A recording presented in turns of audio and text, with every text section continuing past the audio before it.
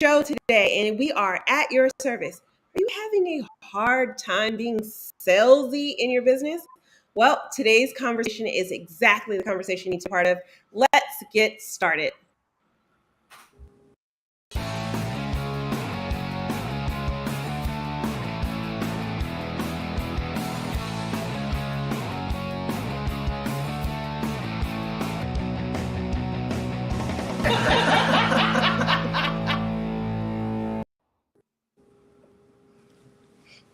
Yay! I am so this party today.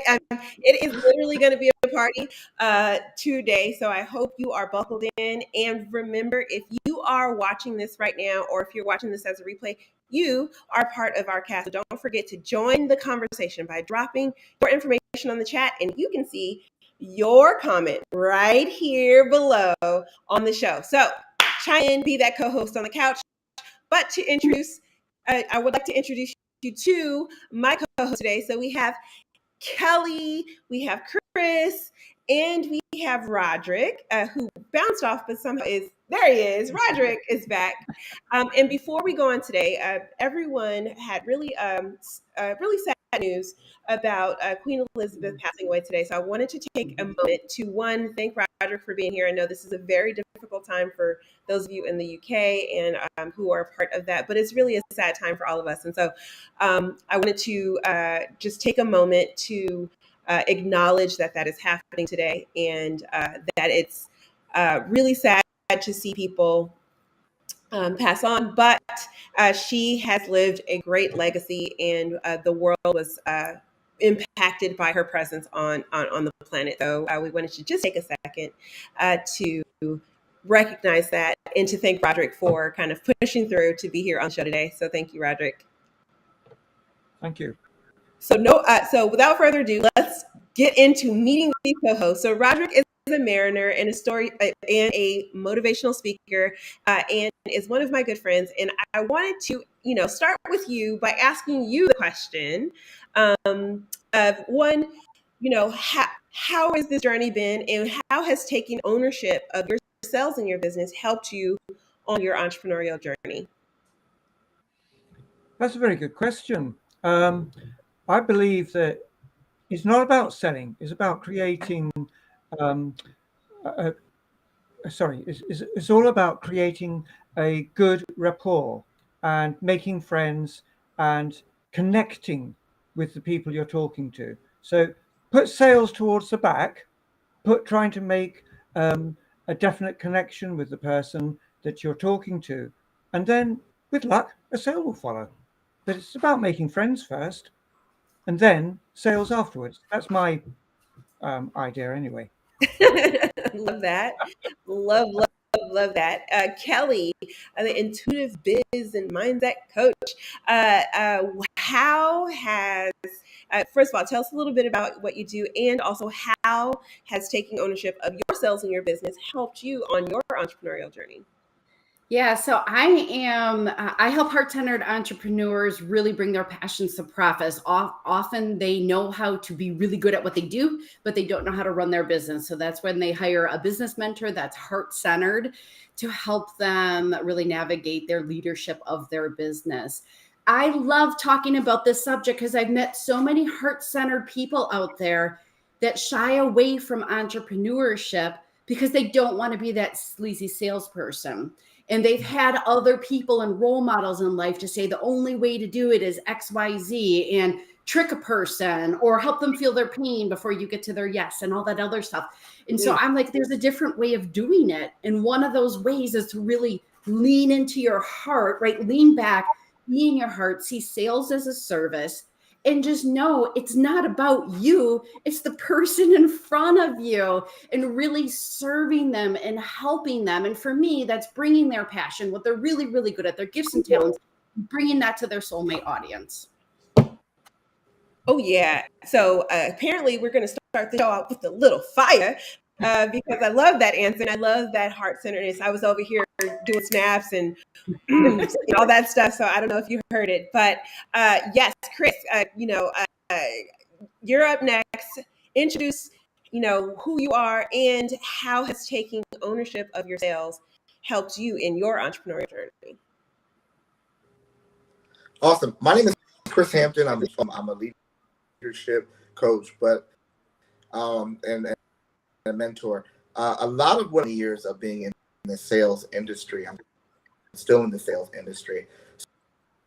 So how has grown my business and made me successful is one, you control that narrative from a sales profession background. We looked at sales as the end result deal. You closing the deal and you having to meet quota. So put the work of sales on me. And I mean, it affected my life to the point that I get like migraine headaches because of the stress of it all. But when I realized that how to take control of how I viewed sales and my philosophy of sales, the pressure was released because I looked at sales as a service. I looked at of trying to meet quotas as my goals on how I would educate and sell them a product, but I was educating. I was making them smarter than they were when they came to my product and my brand. So taking that from the sales now to my business, I control that narrative. I control what they're selling. It's just selling something, but me creating a that is teaching and educating and what I have to offer. And in the end, they'll make the right decision because they've been given to make that decision. Fire! I love it. So here's the thing. I don't sell anything. I am a horrible salesperson. I mean, the worst salesperson. If you told me to sell something, I could not. However, I am the biggest advocate for things that I love.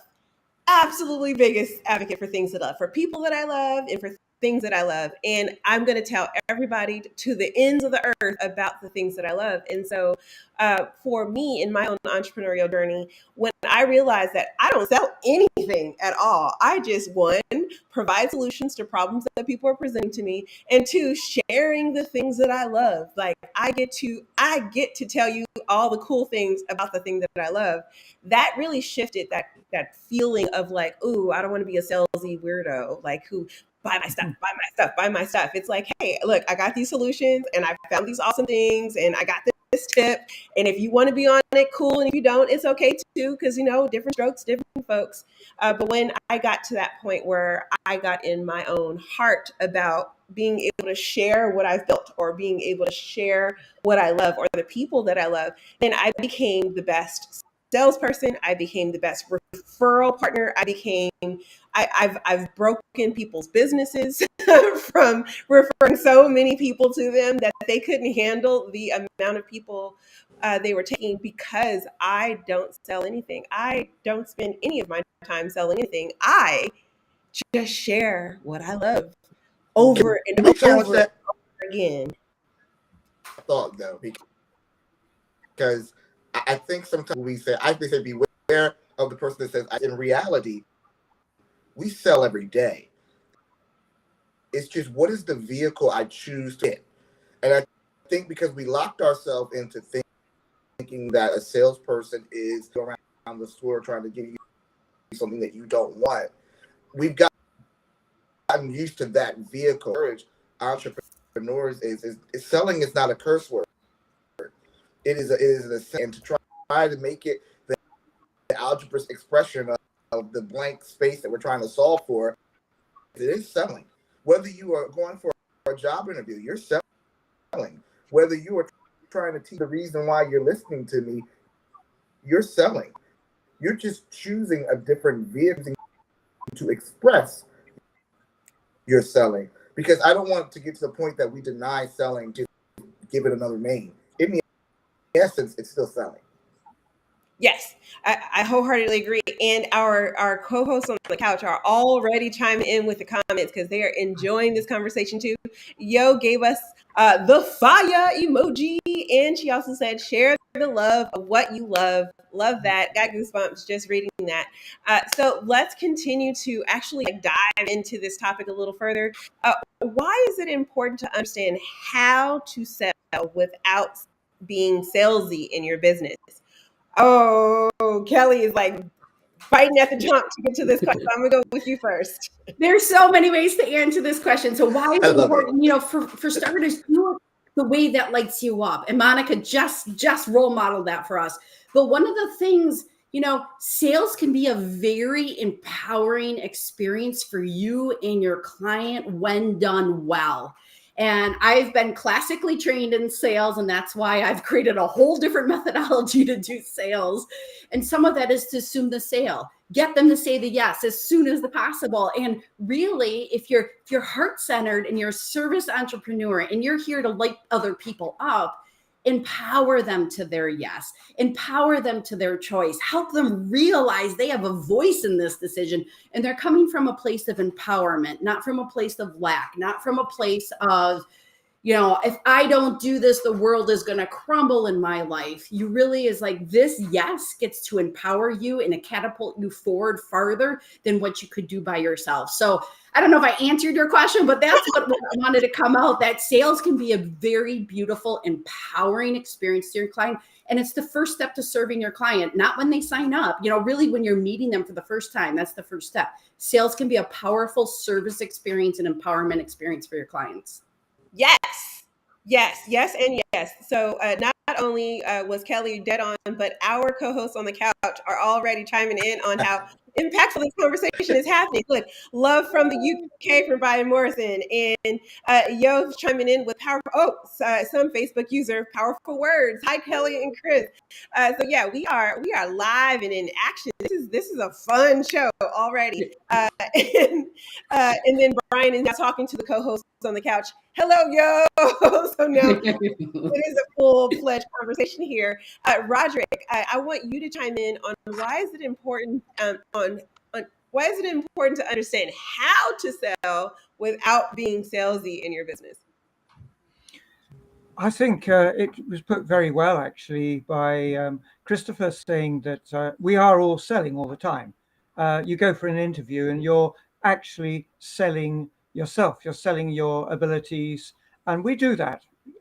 Even when you meet your partner in life, the first thing you're really doing is trying to sell yourself. I mean, to each other. And it's important. It's part of life.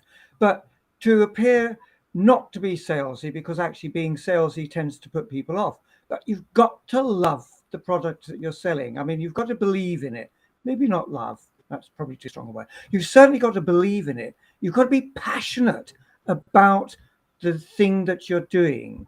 It's a bit like, people like to joke about car salesmen. But actual fact, when you boil it down, I mean, forget the sleazy car salesman, but a salesman who really knows their product, who really is passionate about cars in general, and particularly that model they're selling, you'll buy from them because they've got so much information to give you. Not too much, but a lot. And it's the same with what I do. I mean, I love helping people. I've done it most of my life. You help people. And both Kelly and Chris have touched on this with great words, better words than I can use. You've got to believe in it. You've got to be passionate about it. And you've got to also treat that customer as though you are instructing them, you're educating them, you're saying, here are the facts. This is what is, I can offer you. And it's entirely up to you. I don't mind if you buy it or you don't buy it, but it's up to you. Now you've got the information. What would you like to do? And of course, hopefully they'll say, great, I'll sign up now with you. Exactly. So our couch is still pink. Like there are so many comments coming in, but we all love our wee Rodric. And put that one back for me. Go back. They're coming so fast. All right. The power of belief doesn't get enough credit. Great point, my friend. Love that. And it's so true. Believing in it. A la Rod from, I don't know how to say that, Garbles. The Gorbals. The Garbles. There you go. This is where we live. Yes. This conversation about sales, I think a lot of the times when we have this conversation about sales, right, we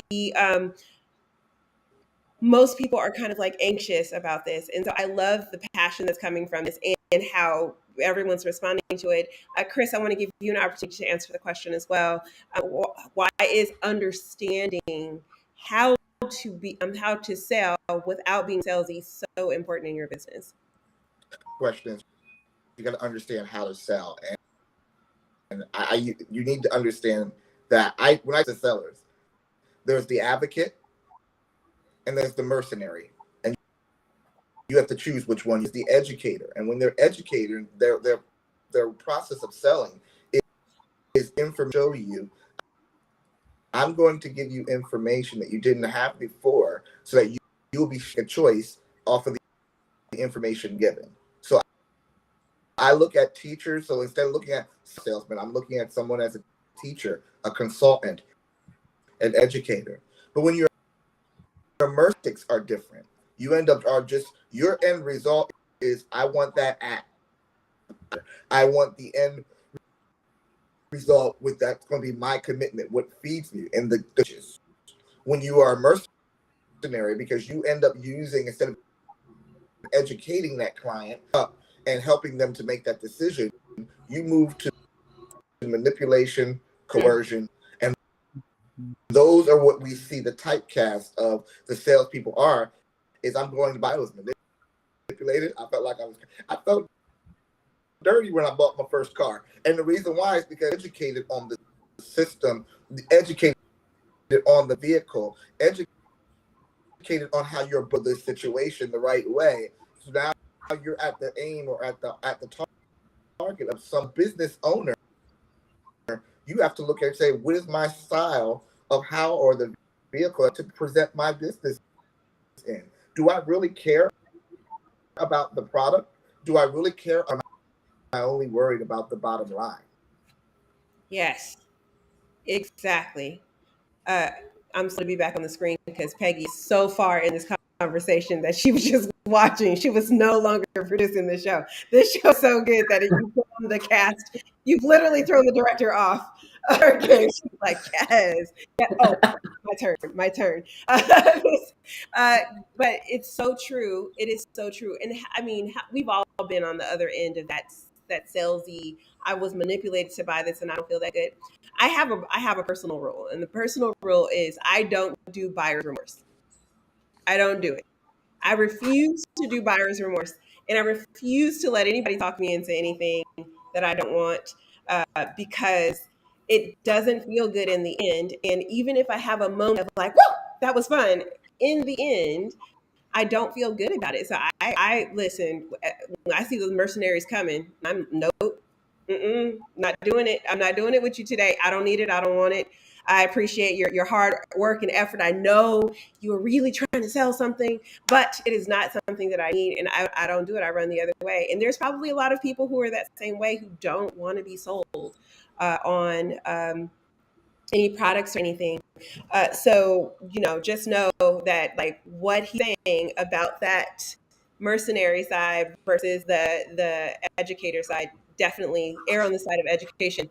All right. How does the lack of understanding your sales cycle affect the way that we provide customer service? First of all, I just want to define the sales cycle. Yeah. And because I don't think a lot of people understand what a sales cycle is. And Kelly, if you don't mind, I'm going to have you go ahead and explain that out, and then kind of answer the question, if you don't mind. Well, I'm thinking that you're talking about, is it like bringing a person in from having them lean in to raising their hand to wanting to know a little bit more information to their yes to their onboard? Yes. From the time they say, that's interesting, to the time they go, oh, snaps, here's my credit card. Buy. And it doesn't end there. I mean, after they offboard, they still stick around in your atmosphere, in your inner circle, and they might turn back and say yes again. So the customer journey, and Your question was, why is it so, like, what's the How's gotcha the lack if you don't? like the lack of understanding of this? How does that impact your customer service? I think you miss.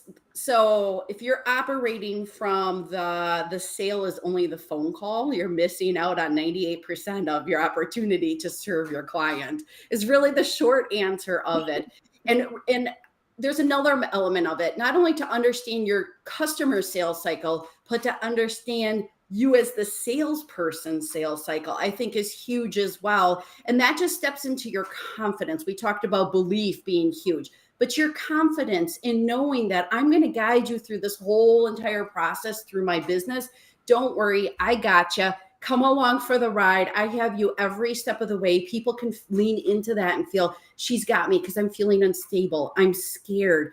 I don't know what I'm going to do and I'm about to change, but she's got me. So, let's lock arm in arms and let's continue on this journey. So if you don't know your customer cycle, but also your cycle, and being the leader throughout the whole entire experience, I mean, you're missing some massive opportunities to serve at your customer at multiple levels. Yes, love that. Chris, did you want to kind of add to what Kelly was saying? Yeah, not knowing your sales cycle is like taking somebody by their hand and saying, and we have no destination. So it's like I've seen salespeople and businesses that do not have a funnel of how, and a funnel just as a plan or a way of getting them into the business. But what you gonna do with them? You can't have them sitting in your funnel clogging up and they ain't got no place to go. And actually, you really don't want to do straight line because that's not taking a walk without. When you have a sales cycle, you have a circle cycle that will keep them coming back for more. And it's a plan. If you don't plan that circle out, all right, well, you have an example. Okay, cycle is you can reproduce it and then you can actually maximize your customer locked into more. When you look at Apple, they have a sales cycle. Does things. I refuse to be an Apple person, right? And now I'm stuck with an iPad. Why? Because, and I'm sitting here like I said I was going to be Android for life, and they got me with the iPad, and however they got me into the circle, they got me with the iPhone person, but then the iPad got me into the iPhone. Then the iPhone, what is it? What else I have on here? The iWatch, the Apple Watch.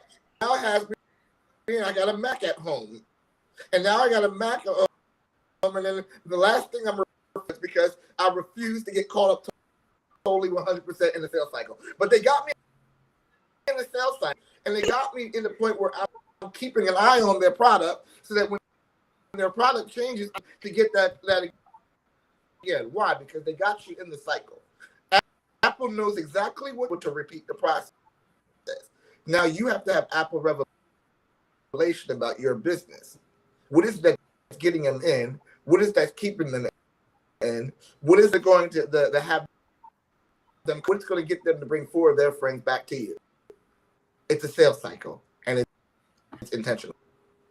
Yes, I want to give an opportunity for our co-host on the couch. That was dead on, spot on, and our co-host on the couch have been chiming in as y'all been talking this whole time. So I want to go I like the way that Kelly says the opportunity to serve your client versus get the sale. Language is important. Love that. There was another comment that she had made about I use an Android phone and an iPad, and now I'm all Apple. LOL. Right? So he's like definitely chiming in on that. And the end result to educate or get to the bottom line: are you an advocate or educator versus the mercenary? Good point, brother Chris. So I just wanted to make sure that we added those comments in because that is important to this conversation.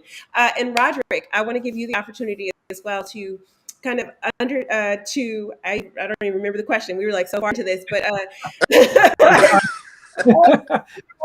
so excited about this conversation. But so why is it? I'm sorry. How does the lack of understanding your sales cycle affect the way you provide customer service?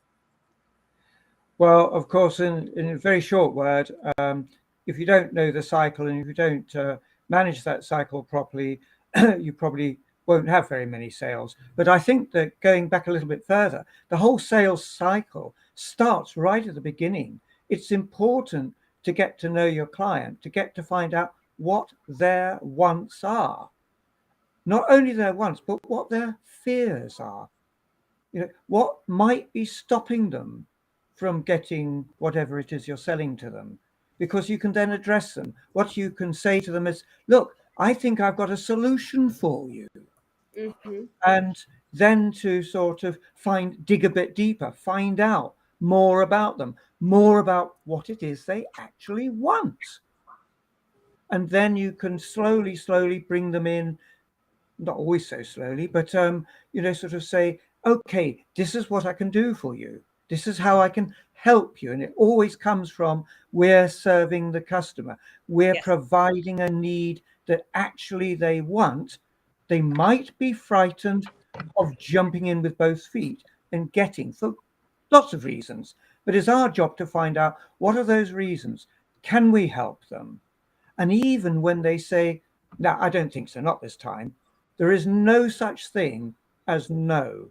It's a no for now, providing we've built that rapport, we've shown them that we're there to help them. And we don't actually mind if they don't buy, because we know that if we've given them good service, they're going to come back and say, do you know what? I like that guy, gal, whatever. I like that person. They really helped me. I think I'm going to go and see, talk to them again. And of course, once they talk to you again, as has been alluded to in previous replies, it doesn't end there. We keep them. We keep connecting with them.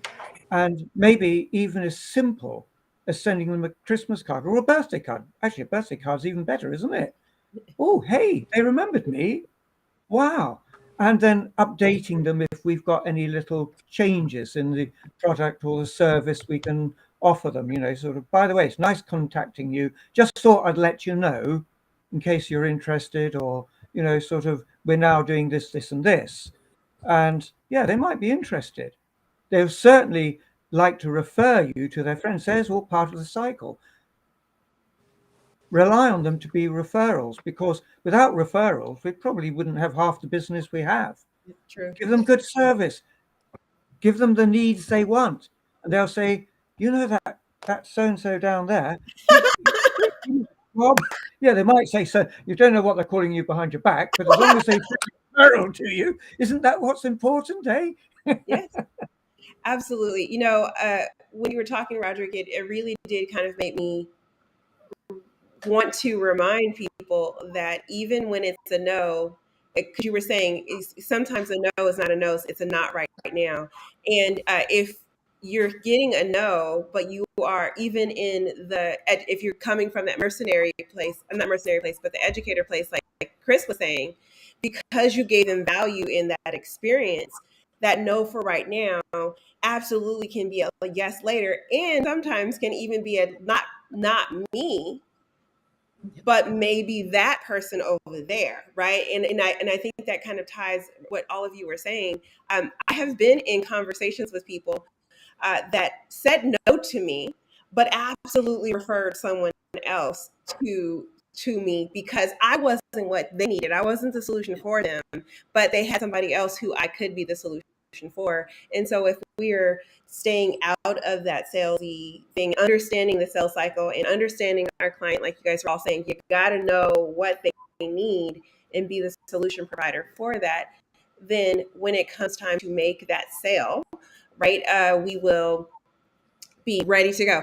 We are we are at the 30-minute mark already, and we are only 2 questions in. So we are doing a great job of this topic, or a horrible job of moving through the show. But let's keep networking. Who should ask for help when you're trying to improve in your customer service or your sales? And I will start with Chris this time. Chris, who should we ask for help? Who should you ask for help? From this point of view, I think you should always ask. And I usually talk to people that are making it. Because if I look at the people that are at my level and they're not making those sales at my level, they will co-sign my excuse. I need someone right now when it gets to that point where they can tell me that I don't look as, and there's something in the formula that I'm doing that I got to come back and reevaluate it. If it's not that I'm a failure, and it's not that my identity is a failure, there's something wrong in the process that needs to be readdressed.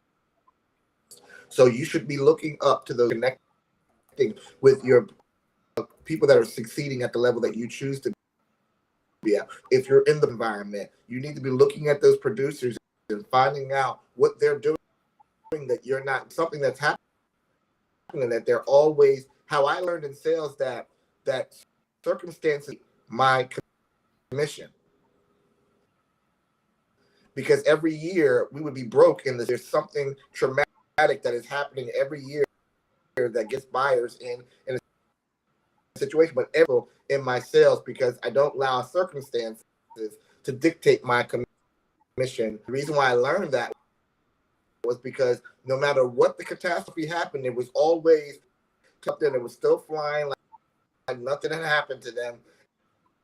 And I said, well, if that can happen to them, why? So I was able to learn from the example of someone that was where I was going, where I wanted this thing in the environment that I wanted to be freely able to exist in. So always look across and look down. But when you're in a situation that you're sinking, you're not going to look back. You want. Yes, look forward to the mentor or the person who's got what you got going on. I love that. Rodric, what about you? Who should we ask for help when we're trying to improve in our customer service? Well, there's two answers to that. One is always find somebody who's doing the same thing that you're doing, but is way above you. I mean, a lot better than you. And as Chris mentioned, the word mentor. Yeah, find yourself a mentor, sorry, and make sure that mentor is obviously being highly successful. I've got somebody I turn to in the business world because I'm a seafarer, not an entrepreneur by sort of years of practice. And he's given me so much very, very good advice. You probably know him. But the other part of that question is, why not ask your customers? I've done it myself. Ask your customers. This might be a cheeky question, but it's how would you, if you were doing this, how could I improve it? And a lot of them, if you ask them as a favor, they'll tell you quite honestly. And actually, I got a sale through doing that.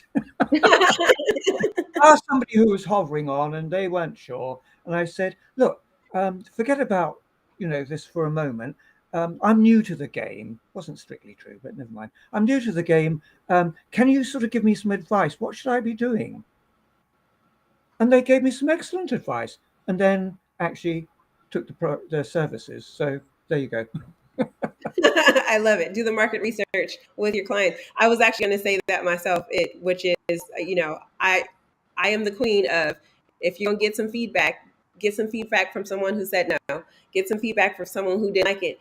Grab your pen, grab your paper, and grab some popcorn because it's going to get good. And they're going to tell you exactly the cheat codes to life so that you can get to the next yes. It may not be them, although in Rodric's case, it was that person, right? But they will at least tell you what to do to improve to your process. Kelly, Monica, what do you always say about at the end of your times? Oh yeah, I always say questions, comments, criticism. Cast questions, comments, and remarks. No matter who I'm talking to, I want to know any of your questions, any comments that you have, and any rude remarks. And the reason most people are like, rude remarks, that's so weird. But sometimes people are trying to be polite by not telling you how things can be better. And so I just get that out of the way altogether. I'm like, no, don't be polite, be rude. Tell me what's wrong so I can fix it, I can be better. So it is something that I truly live by because I ask for it all the time. But Kelly, who should you ask for help when you're trying to improve in your customer service? Yeah, and I agree with what everyone says. And my cheeky answer, Rodric, is anyone that's willing to give me feedback, I'm going to add. But I'm going to add one more source we haven't mentioned yet is yourself. Like, seriously, spend some time with yourself. In my corporate world, we used to do retrospections, what worked well, what didn't work well, what would you do differently? But the most important clue is if it didn't feel good for you, it doesn't feel good for your customer. Do your sales the way that lights you up, that you're passionate about, that brings the best out on you, because people want to spend time with those type of people, right? So if you're not lit up, if you don't love what you're doing in your sales routine or your sales cycle, change it up. So listen to yourself, tune in. Did I feel great about that? Or what do I need to change in order to feel great? And that will illuminate a lot of different strategies to go on. I love that answer. Our co-host on the couch is feedback is opportunity, and questions, comments, rude remarks. Yeah, Yo knows I say that like daily. Someone else was like rude remarks. So true. And then was there any other comments on the couch? Okay, that's everybody. Woo! Okay, we're getting through this. I love that you guys are actively engaged on the couch. Keep those comments coming. So the last question of the show, because we're going to try to wrap this up. Our final thought: what is your final tip for maximizing your business through sales? And I'm going to have Mr. Rodric go first, followed by Kelly, then Chris. Okay, follow up, follow up, follow up. Don't forget anyone. If you've got a lead, follow them up, even if it's 6 months later or whatever the timing requires. It depends on, sort of how you finished your last session with them. If you're given a referral, follow it up. If you have a nice customer who's bought something from you or taken your services, again, follow them up. Call them, find out how they're doing, find out if you can help them in any other way. That's a short answer, but that's it. Okay, awesome. And we have Kelly. So my answer would be, collect a whole bunch of different strategies and different ways of doing it, but find that one way that works for you. And if you have to trial and error and get feedback, do it. But your way is the right way. It is a strategy. So I want to give everyone permission right here, right now to do it their way. And I just want to generate some evidence for people to say, Kelly, I can't do that. I got to do it the way, that classical sales or whoever taught me to do this. I have closed more sales because my customers tell me because of the way that I do sales. And the way that I do sales, and Monica, you said this, my personal rule is I do not go for the yes on the phone call. I am that salesperson that will let you walk out the door. And I trust in our connection. I trust in the transformation. I trust in the offer. I trust in your empowerment. And they come back and say, Kelly, I'm ready for that. And so that's my unique way of doing it. That's the way that lights me up and that works for me. It goes against almost every norm that anyone would possibly teach you. And I've had so much feedback that says, Kelly, I said yes because of the way that you led me through that sales call. You let me walk out the door so that I had the choice to come back. So do it your way. That's my number one tip to maximize sales. Love that. All right, Chris, you're up. Final thought. All right, so now we're talking about maximizing sales.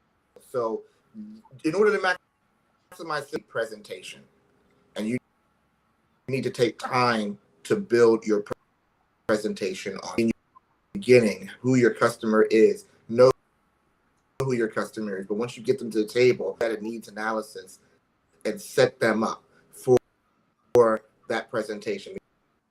Because at the time, your presentation is now when you're giving them that schooling that's going to, every time you do that presentation, it's really the same thing that you're covering.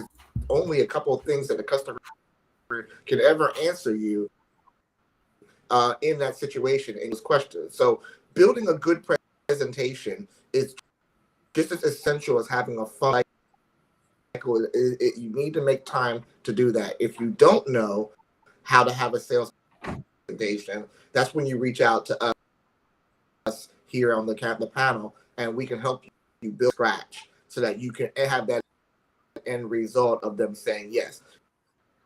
Even though we're saying that on the sell and getting you to sell, you're still in selling, and the end result is that you did yes. And there is a a way of doing it where you're not doing it the way that we showed you today. But that's going to take some time and some thought. So reach out to us. You can reach out. Yes, love that. So I wanted to give our co-host on the couch a final thought really quick. So we had a few comments come in as you guys were talking, and since they've been so crucial to this conversation today, I wanted to give them the opportunity to do that. Yes, Fall in Love with Follow Up, great show. And Colleen, someone said Fall in Love with Follow Up. Someone said Follow Up, Colleen. Great show. And, really, I just love how, all right, Kelly, I see you. So all of these comments, we love the interaction with our audience. This has been a fabulous time. And I'm going to give you my one final tip for maximizing your business through closing sales. And that is surround yourself with people who will be able to support you in all of the phases of that, whether it's in those early stages when you just have an idea, you're trying to think it out, to those stages where you're trying to put together your presentation, to those things where you're following up, to those things where you are really trying to build your confidence in your sales. All of those steps are super crucial and super important. So surround yourself with a tribe to support you through all of that. So that's my final tip. This has been an amazing show. And guess what time it is? It's time for announcements. Yes, it is time for announcements. If you are not familiar with the show, you know that I got that announcement from camp, and it has stuck. So here we are. And I want to give each of my co-hosts the opportunity to give an announcement on how people can connect with you in your communities, on your programs, and how they can actually continue to learn and grow with you. So we'll start with Rodric, and then followed by Kelly, and then Chris. Sorry, can you repeat the question? What do you? Yeah, what's your name? Oh, sorry. Yes, following me, I beg your pardon. Yeah, so I'm helping everybody to save money and also make money. And basically, of course, it's your choice. But in this time of sort of financial stress that an awful lot of people are at, all you have to do is go to LinkedIn. You'll find it under LinkedIn, Rodric-Lance. I'm on the page there, and so are my contact details. So call me if you want to know more. Thank you. All right. So now that we've gotten to know each other, I would like to invite you in to subscribe to my freebie library. Then you can gain access and resources to marketing, to sales, to business energetics. I have a belief that if I can give you one freebie, why not give you more than one freebie? So please subscribe to my library so you can have several tools available to you to help you lead your business. I like freebie, Kelly. Thanks. My name is Chris Hampton. Again, it's champion.org. And we'll be doing a seminar on September the 19th on how to live living by purpose and vision and not by circumstance. So you can actually follow me on LinkedIn and Facebook under Champ I Am, and you'll see me under the stairway as well. All right. And we have a number of things that are happening in our community as we never, ever, ever stop. So the short answer of this announcement thing is you can always schedule a call with me. I am always available to have a conversation with you, to direct traffic to the right person in our community who can support you in whatever it is you're doing, to support you by having a community to be around you, or just for us to figure out how we can collaborate together. But there are so many things that are in this MinkLife universe. For instance, we have an online learning community. Sometimes I like to call it the unlearning community, as you unlearn some bad habits you learned in some of them other communities you were part of. But in our community, you're able to watch videos in our knowledge library. You're able to do direct messages to community members like Chris and Rodric. And you're also able to ask for help, right then and there, pop-up masterminds and all that. And you can share your expertise as your experience is super valuable. But it doesn't stop there. We also have our Minkubator. That's right. We have co-working on a daily basis, so you never, ever, ever feel alone in your business. Being an entrepreneur can be a lonely business, but you don't have to do it alone. So come in, hang out with us, because it's a smarter way to get better results by getting those things on your to-do list off, by having support, by working with a trainer or coworkers or independently, and you'll be able to create more time in your day by doing the things that you love with support. And last but not least, we are also always ready to get the party started at the next Global Virtual Conference. Yes, we have our next one coming up in London, so you can catch Rodric at that one as long as everything goes the way it's supposed to. And it is an experience that you have never had before. Chris will tell you, because he has been on multiple of them. It is 24 panel discussions, 6 reflective workshops, 24 breakout sessions, and global, I mean global networking community that's sharing their expertise. And it's all happening in just 2 days. That is September 15th and 16th. Go to nextglobalvirtualconference.com to get your tickets. You do not want to miss this global event. And that is it for the announcements for the community. I would love to thank my co-host. This show was fire. We are over by at least 1 minute, but every single second that we were on this show today was totally worth it. Thank you so much to Kelly, Chris, and Rodric for being a part of the show today. And I thank you to the co-host on the count for chiming in. We will see you next time on the show. And with that, we say goodbye. Goodbye.